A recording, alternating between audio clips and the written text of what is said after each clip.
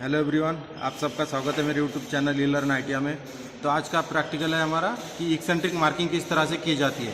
तो eccentric marking करते समय सबसे पहले हमें एक जॉब चाहिए डायग्राम के हिसाब से। उसके बाद जॉब के ऊपर फेसिंग कर लेना है दोनों तरफ से, क्योंकि हमें एक्सेंट्रिक मार्किंग करनी है। जॉब के फेस पे ही मार्किंग करनी रहती है एक्सेंट्रिक, तो इसलिए सबसे पहले जॉब के फेस पे फेसिंग कर लेंगे लेथ मशीन की सहायता से। उसके बाद उसके ऊपर मार्किंग मीडिया लगानी है।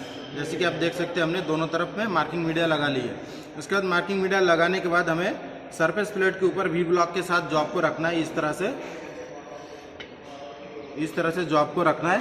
उसके बाद सबसे पहले क्या चेक करना है, जॉब की हाइट चेक करना है। तो जैसे कि हमने वी ब्लॉक के ऊपर जॉब को रखा है, तो जॉब की हमारी जो राउंड बार है, राउंड बार का डायमीटर है 45 mm डायमीटर है। जॉब को सबसे पहले वी ब्लॉक के ऊपर रख ले। उसके बाद हाइट गेज के सहायता से टोटल हाइट गिन ले कि कितना mm है। इस तरह से रखने के बाद माप यहाँ पे आप देख सकते हैं, यहाँ पे 82 mm है। माप को लॉक कर ले पहले सबसे पहले।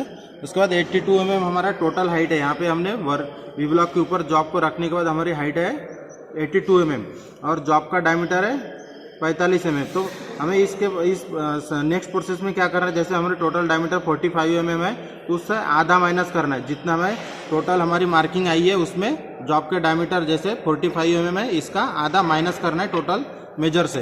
जैसे 82 mm है तो इसका जो अगर डायमीटर 45 है तो उसका आधा में आ जाएगा। आधा कितना आ जाएगा 22.5। उतना माप ये जो हमने टोटल मेजर लिया उसमें से माइनस करना है। माइनस करने के बाद वी ब्लॉक के ऊपर रखा हुआ जॉब को इस तरह से लाइन खींच लेना है। अपोजिट साइड में भी आना नहीं है, सेम लाइन अपोजिट साइड में भी ऐसे इस तरह से खींच लेना है।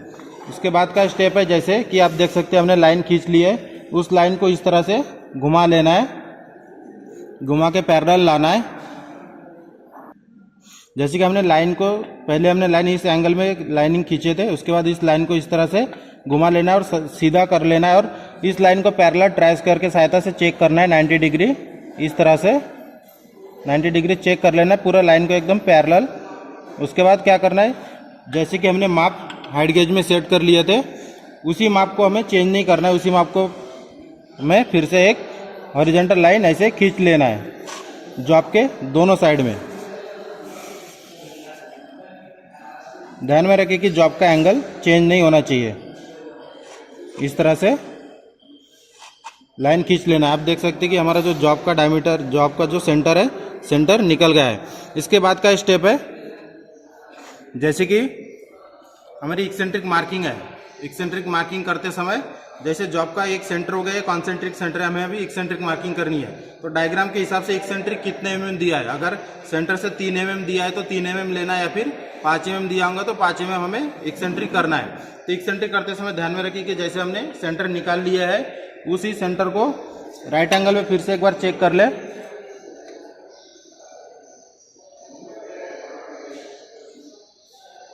सेट करने के बाद जैसे हमने यहाँ पे सेंटर लाइन में जो भी माप लिए थे, उसी माप को अगर हमें 3 mm एक्सेंट्रिक करना है तो 3 mm प्लस करना है या फिर माइनस करना है, या फिर अगर डायग्राम में 5 mm एक्सेंट्रिक दिया तो 5 mm प्लस या फिर माइनस करना है।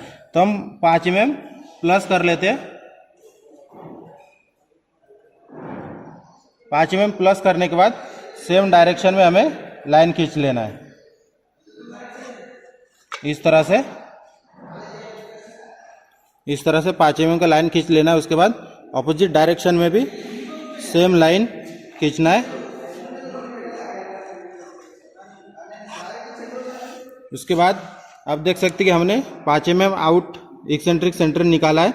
उसके बाद क्या करना है, जहाँ पे हमारी एक्सेंट्रिक सेंटर निकली है वहाँ पे हल्का पंच करना है, दोनों तरफ से पंचिंग करना है सबसे पहले। जैसे कि आप देख सकते हैं हमने पंचिंग कर ली है दोनों तरफ। उसके बाद अगर एक्सेंट्रिक डायमीटर हमें 20 mm का है तो हमें सबसे पहले क्या करना है, डिवाइडर में स्टील रूल की सहायता से ऐसे 10 mm माप ले लेना है।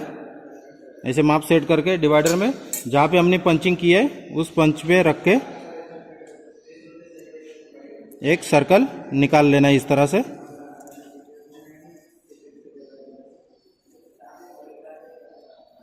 इस तरह से सर्कल निकालना है। ऑपोजिट साइड में भी सेम प्रोसेस करना है।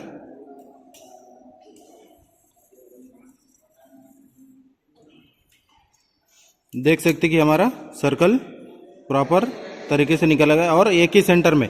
ध्यान में रखें कि जब हम एक्सेंट्रिक मार्किंग कर रहे हैं दोनों तरफ, तो दोनों तरफ एक ही साइड में होना चाहिए, नहीं तो एक साइड में इस साइड और दूसरे साइड में ऊपर की तरफ ऐसा नहीं होना चाहिए। एक्सेंट्रिक मार्किंग करते समय ये बात ध्यान में रखना है। और इसके बाद का स्टेप आता है मार्किंग कर लिए सर्कल की, तो सर्कल को जैसे हम एक्सेंट्रिक ट्रू करना है तो दो तरीके से हम कर सकते हैं। सेंटर ड्रिलिंग करके, यहाँ पे जो हमने सेंटर पंच किया था वहाँ पे सेंटर पंच ड्रिलिंग करके बिटवीन सेंटर में पकड़ के हम एक्सेंट्रिक टर्निंग कर सकते हैं। या फिर हमें अगर एक ही सेंटर से काम करना है तो एक साइड में इसमें चक में पकड़ के दूसरे ये जो हमने सर्कल निकाले थे इसके ऊपर पंचिंग करना है। सबसे पहले दोनों तरफ पंचिंग करके इस सर्कल को हम ट्रू करके एक्सेंट्रिक टर्निंग कर सकते हैं। इसी तरह से एक्सेंट्रिक मार्किंग की जाती है। हाइट गेज, वी ब्लॉक और डिवाइडर की सहायता से एक्सेंट्रिक मार्किंग किया जाता है।